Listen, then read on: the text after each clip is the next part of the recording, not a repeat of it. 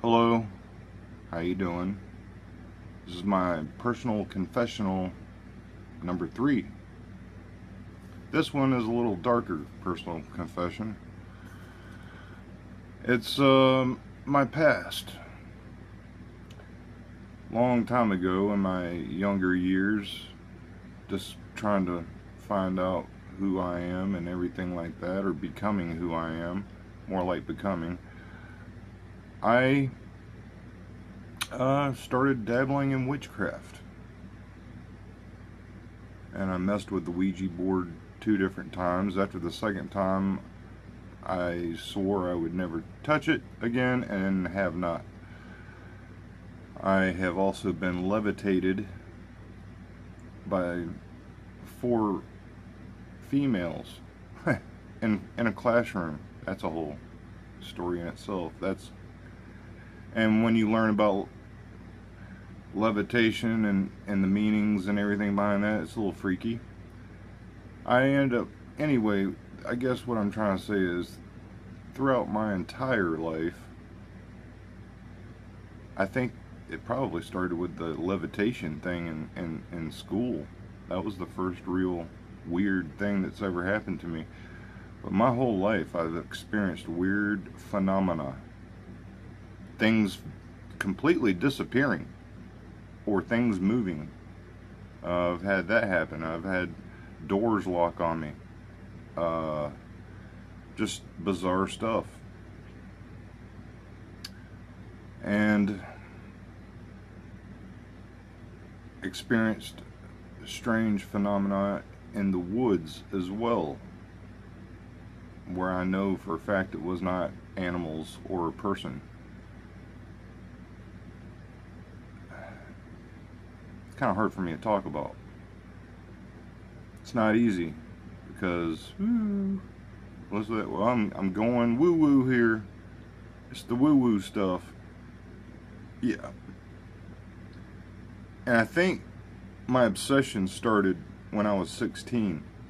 Because when I was 16, I witnessed a real UFO. And it wasn't a flying saucer.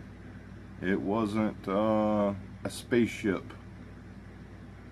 It was the most bizarre, I want to say, object I've ever seen. And I hadn't seen anything like it until about, I don't know, 2017, 2018, when there was some UFO captured by the Mexican military from an aircraft.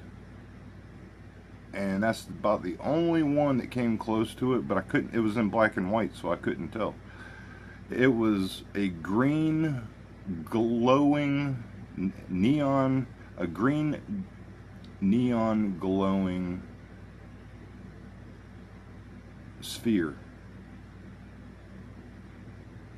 Like a bar sign has a neon afterglow. It had that. No sound, no anything. And the crazy thing is, it was under intelligent control. And it was almost like the thing was alive itself. And I say thing because I don't know what it was. I've never seen it. It was just a round, green, glowing object about the size of a, basketball. I saw it at medium range. It wasn't far away. It was medium range. And here's the crazy thing. After it went by, 3 military Black Hawk choppers were chasing after the thing in fighting V formation. So that was my little UFO story. But that's what got me obsessed with everything, UFOs and this or that and the strange weirdness. And come to find out, a lot of the stories that we've been told that are just myths, fairy tales, monsters are real. Real monsters are real. They're out there. You think I'm crazy? It's true. There's strange. There's a whole other world going on beyond, say, the social norm.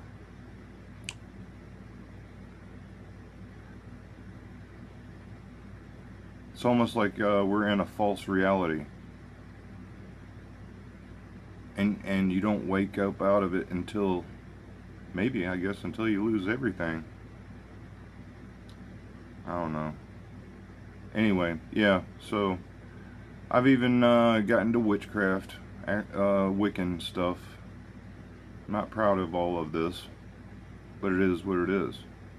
Of course, I don't do any of that stuff anymore. I even got into tarot cards. I learned a lot about the darker side of the spirit world.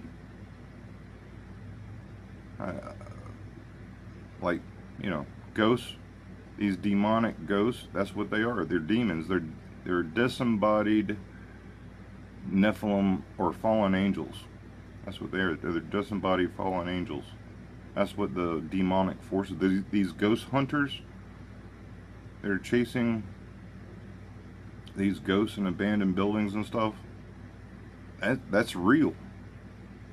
They are experiencing a real demonic force, and that you should not mess with. Those things are dangerous, just simply because they're spirit. I mean, either one, all of them are really dangerous. I mean, you get right down to it. There's different ones, there's different forms. Our folklore and things like this was probably some taboo way of a warning. They would think you were crazy if you imagine in the Pilgrim days, if you're talking about werewolves and Bigfoot, they'd think you're crazy. Native Indians have all the native Indian tribes have a name for Bigfoot and these creatures. We should listen to them. They're not just recent stories, they're stories that go way back on these things. It's a real spiritual war like you don't realize. We have spiritual warfare going on in a couple of different ways that most people don't understand. We got the spiritual warfare that we can't see, and then we got the actual physical going on that we normally don't see. Now, apparently, Bigfoot can cloak himself. I don't know how that works. But yes, a little chit-chat about cryptids, and I kind of got pulled into this whole really cryptid thing. Doing this, I feel like I am fully capable, prepared, and equipped to handle the cryptid thing. I'm not searching for them. We're not supposed to look for these things, but these things are curious, and to be able to capture it, some weirdness going on, especially when I know I'm a paranormal magnet, so I'm going to use that to my benefit and see if I can't draw some activity in to capture, to show that there's more than just meets the eye, so to speak, you know what I'm saying? Do some research together. This is today's confessional. It's not something I'm real proud of. Got dabbled into witchcraft, done a lot of different things in witchcraft. I'm not proud of that. But I didn't know God, so. And don't mess with witchcraft. It is dangerous stuff. I think I probably put a curse on myself. So, I don't know. I definitely had some problems because of it. I definitely believe that. Okay. Well, happy 4th of July, everybody. Apparently we're not having a 4th of July celebration here in town. They did it last weekend, which does not make sense to me whatsoever. And it kind of bothers me because I was fully ready to celebrate 4th of July. I wanted to celebrate my liberation and freedom. And it so happens, not only that, my birthday is on the 5th. And there's no celebration going on in town because they did it last weekend. I'm not a happy camper. Anyway, thanks for watching.